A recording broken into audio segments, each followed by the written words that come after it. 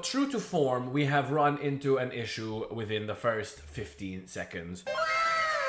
Oh, hey everyone, my name is Chucky Bartolo. If you want a cap that says Pufta on it, you can find the link in my bio. And being this gay means only one thing. Since I am in a kitchen, we're doing Fil-Kcina, Manansi boy. Once again, this thing popping up is my microphone because before it was too echoey. And today we are going to be making a recipe I have been scared of making, but is quintessentially Maltese. Today, we are going to be making the hobza.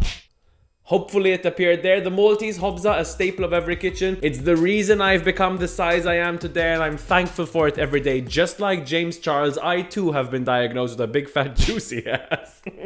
Stupidest intro. This is going to be a complicated one. I was scared about doing this one because many of the recipes called for a sourdough starter, and I was putting it off because it's a waste of flour in a time where I have 2 kilos of flour to last me a quarantine. So I must find a recipe that makes sense, and I did. And without further ado, this is how you make a Maltese hobza. Okay, so true to form, we have run into an issue within the first 15 seconds.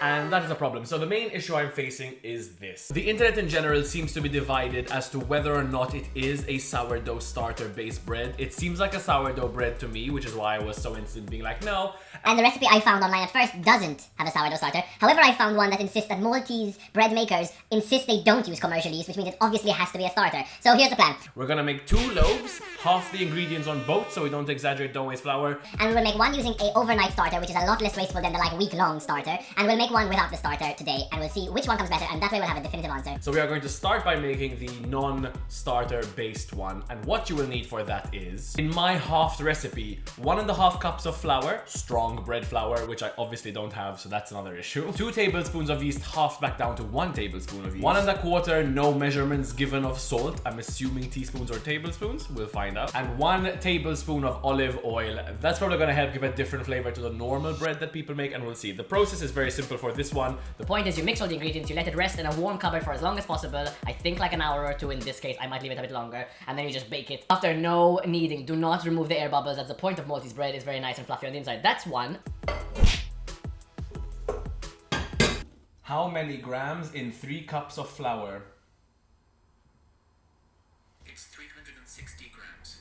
Thanks, blood. Almost forgot we're halving. Listen, I'm clearly no baker, but 180 grams to 1 tablespoon of yeast seems very promising for the amount of air we're going to get.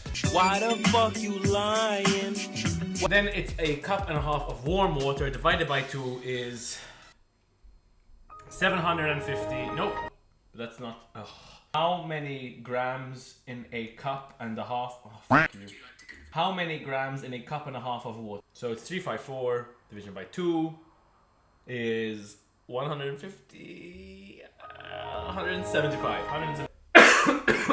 I had pepper on a crisp, don't worry. And then we just mix this all together gently with a wooden spoon to combine all the ingredients and leave it sit, I think, for a couple of hours.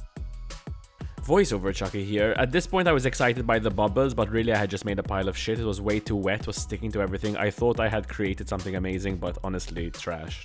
Okay, so we are back. If you can please excuse my macho, rugged exterior, it's because I've been working out, because otherwise I'm gonna go crazy. This is what the bread looks like.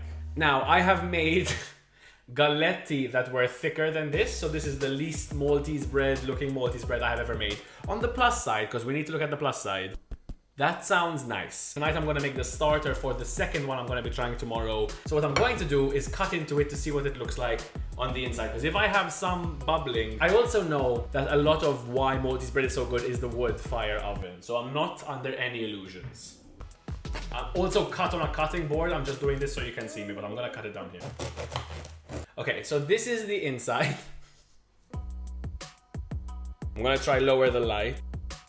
It's just denser than anything I would have liked. It either collapsed into itself because it was too wet. Not the point. I'm gonna try a slice and see.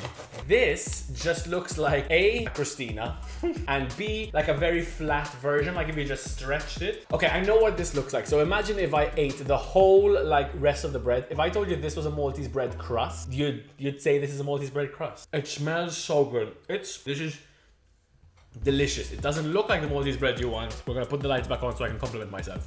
It tastes so good. All right, so this is the egg that I made for my rats in the microwave. This is the bowl I'll be making my starter in. It's late and I'm tired, so just FYI, that's why my face looks like this. So, the plan is to try it with a sourdough starter. However, the recipe I found for Maltese bread with sourdough starter, it's complicated. I'm also like, it's late.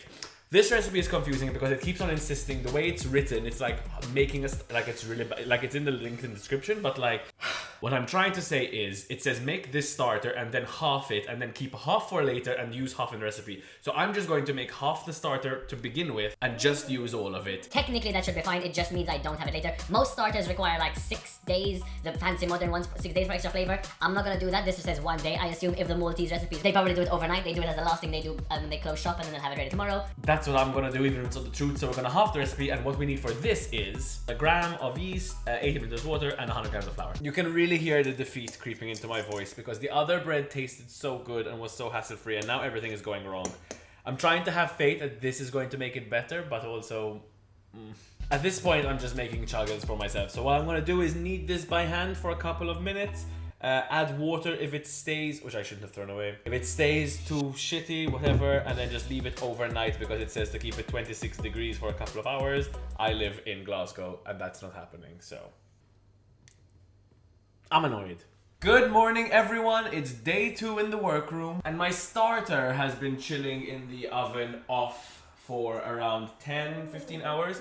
It looks like this. If you've ever put chia seeds into like your smoothie, it's kind of the same vibe. So what I'm going to do now is follow the recipe using this starter as the whole thing, which means I don't have to half the recipe. I'm saying this out loud so I remind myself. Yes, also I'm wearing the same clothes, Corona lockdown, I'm just wearing, like, get over it. 10 grams of yeast, okay, so we need to put more yeast, that's pointless, and 250 milliliters of lukewarm water. Let's see if this doesn't work, okay? Need new kitchen scales. If anyone would like to donate to buy me new kitchen scales, feel free, all the links will be down below. Water is easy without weight, 250 grams is 250 ml, nice. Salt and the flour to the yeast mixture. So first we'll do the finger thing and then...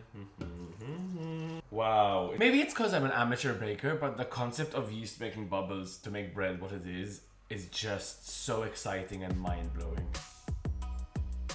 Back with more approximations because it now says add this much flour, but also says keep adding flour until it's the right texture. So we're back to guessing games, my favorite, always great.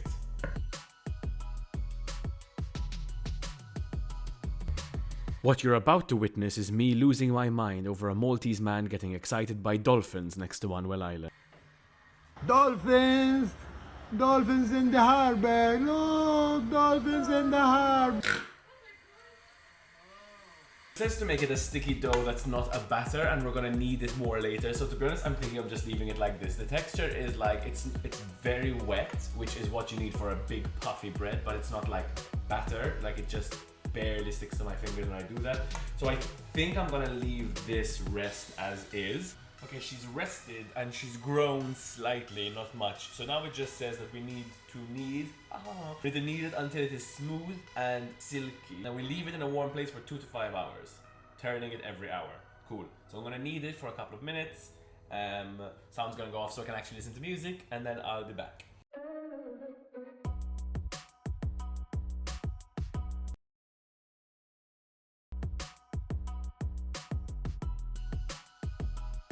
I have a D&D game I need to get to in 5 seconds. I just switched off the... can't even talk, I'm so excited. I will show you. Fuck off. Everyone, go the fuck home. Seriously. Okay, so we are back for the final part. This is it all cooled down. I have a feeling I could have left it for a tiny bit longer. The bottom broke apart in some places because I'm an idiot and I didn't even spread the flour, but cut it open and see what it looks like inside. I'm still not convinced it's ready, but it looks flippin' incredible. I mean, oh, that's a Maltese bread sound. Wow. Just wow. Wow. Wow. That's Maltese bread. I think what I'm going to do is not cook it again, and then just when I want to eat it, I'll put like the slices in the oven. It doesn't have as much flavor as the first one did. Out the oil, and the second recipe is perfect. I I'm calling it quits because this is as good as it's gonna get. I'm super impressed with how it turned out. Super easy. If I can make it, anyone can make it. Okay, so we're back in the kitchen. It's been a couple of days since I made my first loaf, but I didn't want to let the bread defeat me, so we tried it again.